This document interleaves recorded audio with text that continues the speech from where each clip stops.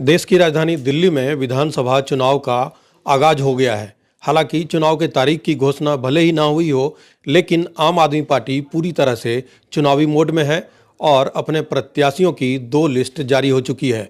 और वेस्ट दिल्ली की अगर बात करूं तो वेस्ट दिल्ली का सबसे चर्चित जनकपुरी विधानसभा की जो सीट है वो काफ़ी चर्चा में थी और इस बार पहले के 2 बार के विधायक रहे राजेश ऋषि का टिकट काटकर 2 बार के पार्षद रहे प्रवीण कुमार को टिकट दिया गया है। और बातचीत के लिए हमारे साथ प्रवीण कुमार मौजूद हैं, हम उनसे सवाल पूछते हैं। सबसे पहले तो आपको बहुत बहुत बधाई।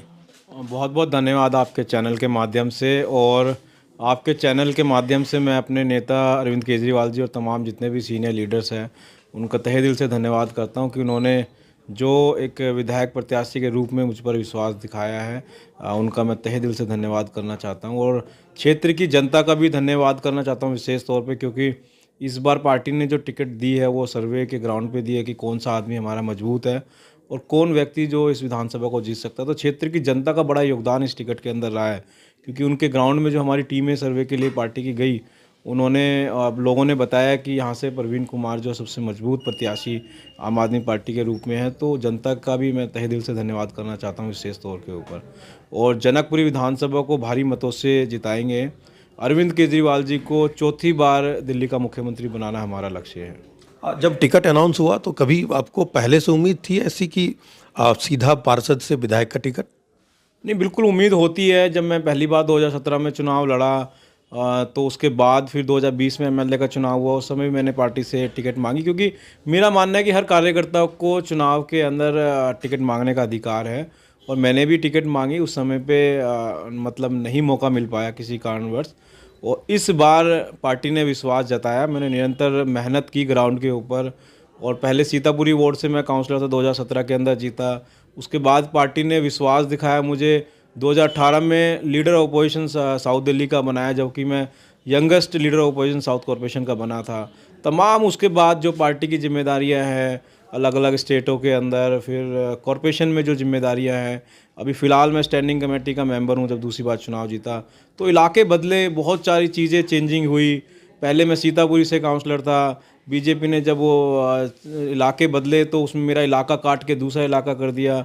तो उन्होंने बहुत षड्यंत्र भी करे कि इसको हराने के, मेरे को हराने के लिए, बट वो उसमें कामयाब नहीं हुई। जनता का प्यार और आशीर्वाद जो मिला उससे भरपूर लोगों ने दूसरे चुनाव में ज़्यादा मतों से मुझे जिता के भेजा है।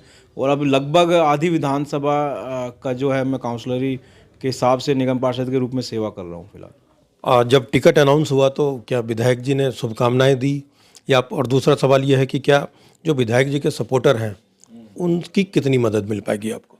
देखिए, उनकी शुभकामनाएं तो नहीं आई हैं, पर एक एक कार्यकर्ता आम आदमी पार्टी का कार्यकर्ता है जनकपुर विधानसभा में, और उनको खुशी है कि पुराने कार्यकर्ता, यानी कि मैं तो अपने आप को पुराना कार्यकर्ता मतलब लगा लो, 2011 से अन्ना आंदोलन से हम लोग जुड़े हुए हैं, और वो लोग भी, हमारे जितने भी कार्यकर्ता सब पार्टी के कार्यकर्ता है।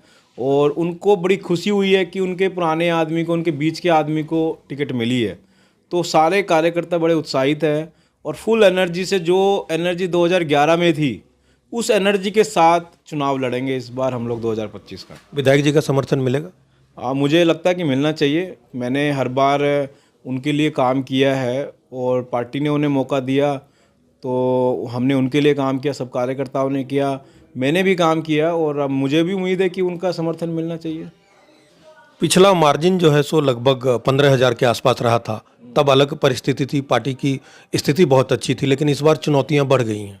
देखिए, मेरा मानना है कि हम जब लोग 2015 का जो चुनाव था उसमें हम 25,000 वोटों से विधानसभा जनकपुरी जीते थे। उसके बाद 15,000 का मार्जिन है। अब मेरा टारगेट जो है वो 25 से 30,000 मार्जिन का है। जो पुराने मार्जिन पे हमने जो जीत ली थी उसी मार्जिन पे जीत लेने का हमारा पूरा टारगेट है, और जीतेंगे। मुझे पूरा विश्वास है क्षेत्र की जनता के ऊपर, जो मैंने काम किया है निगम पार्षद के रूप में, नेता विपक्ष के रूप में। अब मेरी मजदूरी का समय आ गया है, तो मैं लोगों से अपनी मजदूरी लेने के लिए निकलूँगा, और मुझे उम्मीद है कि मेरी मजदूरी क्षेत्र की जनता देगी मुझे वोट के रूप में।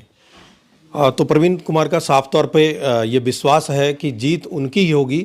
साथ ही जो इलाके में एक ये भी चर्चा जोरों पर थी कि इलाके के जो विधायक हैं, वर्तमान विधायक जिनका टिकट काट दिया गया, तो इनको विश्वास है कि उनका भी समर्थन मिलेगा और कहीं न कहीं जो भी परिस्थितियां हो, जीत इनकी ही होगी।